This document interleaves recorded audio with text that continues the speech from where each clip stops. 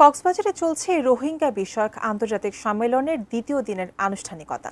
সেখানকার পরিস্থিতি জানাতে আমাদের সঙ্গে সরাসরি যুক্ত হচ্ছেন আমাদের সহকর্মী সাজেদা সুইটি। সুইটি, আপনি গতকাল থেকেই সেখানে আছেন, আজকে দ্বিতীয় দিনের পরিস্থিতিটা সর্বশেষ কি দেখছেন সেটা আপনার কাছে জানতে চাই। সুইটি।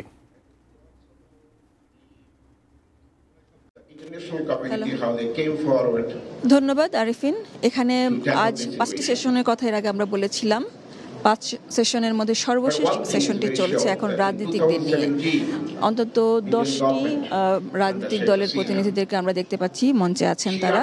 বিভিন্ন দলের প্রতিনিধি একজন করে রাখা হয়েছে এবং এই রোহিঙ্গা ইস্যুতে তাদের এখন মত বিনিময় হবে এবং যে সমাধানের দিকে আগানোর চেষ্টা করা হচ্ছে, রোডম্যাপ বের করার চেষ্টা করা হচ্ছে, সেই ব্যাপারে রাজনীতিকদের মতামত যে খুবই গুরুত্বপূর্ণ তা বলার অপেক্ষা রাখে না। কারণ নির্বাচনের পরে নির্বাচিত সরকারে যারা থাকবেন তাদের যেমন মতামত থাকবে, বিরোধী দলে যারা থাকবেন তাদেরও মতামত থাকবে। অর্থাৎ রাজনৈতিক দলের প্রতিনিধিরা এই রোহিঙ্গা ইস্যুটাকে মোকাবেলা করতে হবে।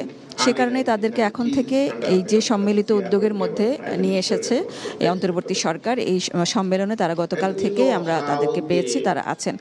এই সেশনে তারা তাদের মতামতগুলো দেবেন।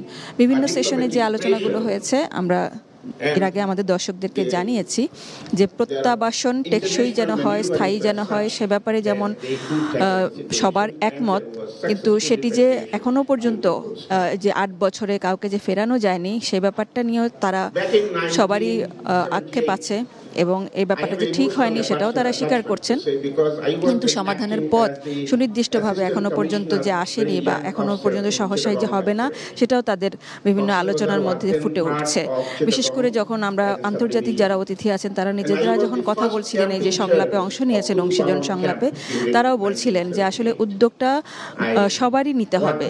ব্যাপারটা এত সংকট ঘনীভূত হওয়ার পেছনে সবারই দায় আছে এবং মিয়ানমার আরাকান আর্মি তাদের যে আচরণ, তাদের যে আন্তর্জাতিক পরিমণ্ডলে তাদের যে তোয়াক্কা না করার একটা ব্যাপার দেখা গেছে বা তারা যে তাদের যে অস্ত্রগুলো সরবরাহ হচ্ছে এইসব ব্যাপারগুলোতে নজর দেওয়ার কথা বলা হচ্ছে। বিশেষ করে চীন খুবই ক্ষমতাশালী একটা রাষ্ট্র, এখানে তারা বড় অংশীজন এবং তাদের এখানে আন্তরিকতা চাওয়া হচ্ছে। চীনের রাষ্ট্রদূত বলছেন যে সমাধান তখনই আসবে যখন বাংলাদেশ এবং মিয়ানমার নিজেরা আলোচনায় বসবে, নিজেদের মধ্যে একটা চুক্তি হবে, তারপরেই কিন্তু একটা ছক বেঁধে সামনে আগানো যাবে যে কি করলে ভালো হয়, সেক্ষেত্রে সবাই সহযোগিতা করবে। এইভাবে বিভিন্ন জন বিভিন্ন মতামত দিচ্ছেন এবং এই মতামতগুলোর ভিত্তিতেই একটা সমাধানের পথ খোঁজা হচ্ছে। সামনে যে জাতিসংঘের অধিবেশনটাতে পাশে যে সম্মেলনটা হবে সেখানে এখানকার পরিস্থিতি, এখানকার মতামতের ভিত্তিতে যে সুপারিশনামাগুলো তারা দেবেন সেগুলো এই ব্যাপারটাতে রোহিঙ্গা সংকট মোকাবেলায় পক্ষে যাবে বলে বাংলাদেশ আশা করছে। কিছুক্ষণের মধ্যে রাজনীতিকদের আমরা বক্তব্য শুনতে পাবো এবং তারা তাদের মতো করে মতামত দিবেন। আশা করা যাচ্ছে যে তারা নিশ্চয়ই তাদের বাংলাদেশ ইস্যুতে তাদের এই যে রোহিঙ্গা সংকট মোকাবেলায় নিজস্ব মতামতগুলো ভালোভাবে তুলে ধরবেন, যাতে করে আন্তর্জাতিক পরিমণ্ডলে এই যে বাংলাদেশের সম্মিলিত উদ্যোগটার ব্যাপারে একটা ভালো মেসেজ যায় এবং সবাই বুঝতে পারেন যে বাংলাদেশ আসলে কি চাচ্ছে। বাংলাদেশ আসলে রোহিঙ্গা সংকটের সমাধানটা খুব ভালোভাবে দ্রুত সময়ের মধ্যে চাচ্ছে, যাতে টেকসই প্রত্যাবাসন হয় রোহিঙ্গাদের এবং তহবিলের ব্যাপারেও তারা একটা সমাধান চাচ্ছেন। আরিফিন।